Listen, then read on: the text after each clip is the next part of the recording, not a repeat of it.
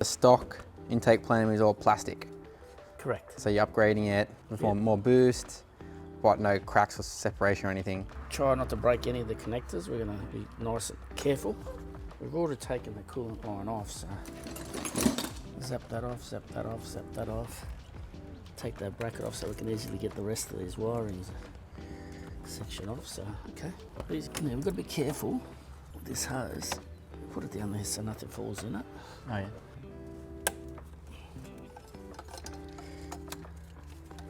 So we should be able to feed that out of there. Tuck that out of the way like that. Yep, that's it. The throttle body's got to come up with it. What's that pipe? Oh, it's just a water pipe. It's actually really clever.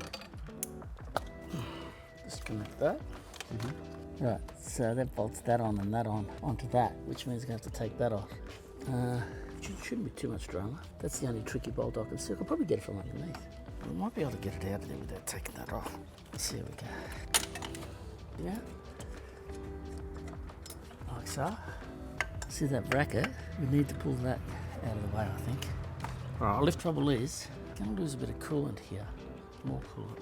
Damn. It says here, remove the manifold support bracket above the alternator. Note, this bracket will not be refitted. That one. Yeah. So you don't refit that one. Pulling the plenum, main plenum bolts out. Nuts and bolts. 2 nuts, 2 bolts. Sorry, that's the port injectors up here. Yeah. And the direct injectors are down under there. Yep. That is neat. Yeah, very neat. Back over to the bench. This one. Yeah. It's the new one. This one's old one. This one's plastic. This one's aluminium. So this is your map sensor, right? Manifold. Absolute Pressure. Fat boy. Little fat boy. Now, Yep. let's start bolting shit on. What's it tell us to bolt on? Map sensor. Map sensor, that's Throttle good, body. That's good, that's good. Now this only had 1 bolt. Oh, they give you new bolts. Very clever. Very clever. Very clever. Very clever. Next, where do I put this little duvalacker? That duvalacker. It's obviously got to go in there. So we'll put a bit of gunk in that too. 3 O-rings, so it's 1 piece. You could just cut those little bits off. They don't fit, but they're different. Oh, they're actually different.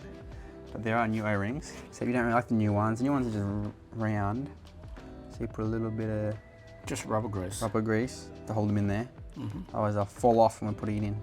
We don't like things falling off. Correct. And they'll seal it a little bit better.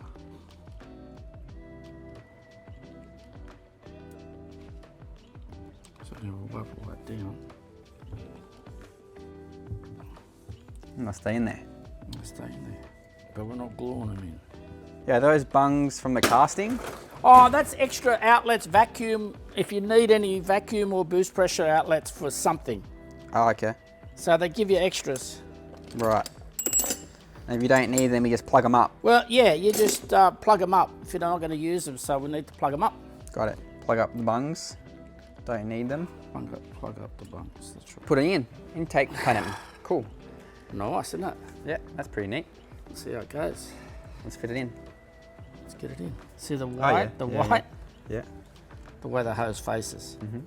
That's Toyota good. Now, you need to hold that up. That's good, that's good. The O-rings are perfect. Yep. Okay, now the O-rings haven't moved. Nah, I was watching them. Yeah, they're good. Nothing in there's moved. Okay, They're on. we're on. So I'll put a couple of nuts on. Yeah. Yeah. Nice. Yeah. Spent 2 hours making something up. Well, I can custom fabricate some brackets. This coolant line, really, there needs to be brackets to support it still. Otherwise it's gonna dangle around. With a couple of like extenders, you put it on there, change these studs, that one and that one. You don't have to even change them actually. They're long enough. And then bracket comes up Yeah, here, nice goes- stainless steel bracket goes all the way with across. a couple of little legs on it That's it. that have got bloody captive nuts on them. And then you put these factory nuts back on. Done. Simple as. Yeah. Coolant line from step 6 should also be secured. Yep, okay. So what thanks, width? Thanks, Cable thanks ties? for the brackets. Yep. So Not these good. 2 cables, what do they go to? One's your actual map sensor, Yeah. right? Runs up there into the loom here. Yeah. The other one goes to some sort of plug there. I can't remember what it was, but it goes to a plug. Okay. You just have to modify them So and just have to make modify them come out of the come harness out of the early. bottom there. Yep, and then you put some conduit around them. Yeah. Nice. That's neat. So that's neat. That's done. That's done. Now I've just got to get the vacuum hose from here to here. I put a cable tie around, 2 cable ties through there. That should like really be And that should providing be a proper okay. bracket, but yeah. another bracket here Would be would really be nice. ideal. You know, Yeah. even if you don't put one on this side, but a bracket off Yeah. there to that Yep. would be perfect. And a couple of proper hoses there for this instead of having to cut it. But anyway, this is what it is. Just about to finish up the upgrades here. Looking good. A few things we've had to do manually, but overall, just about to finish up all the mods.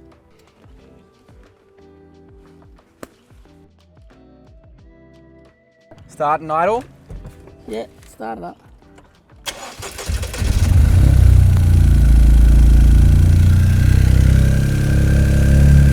Rev. Yeah.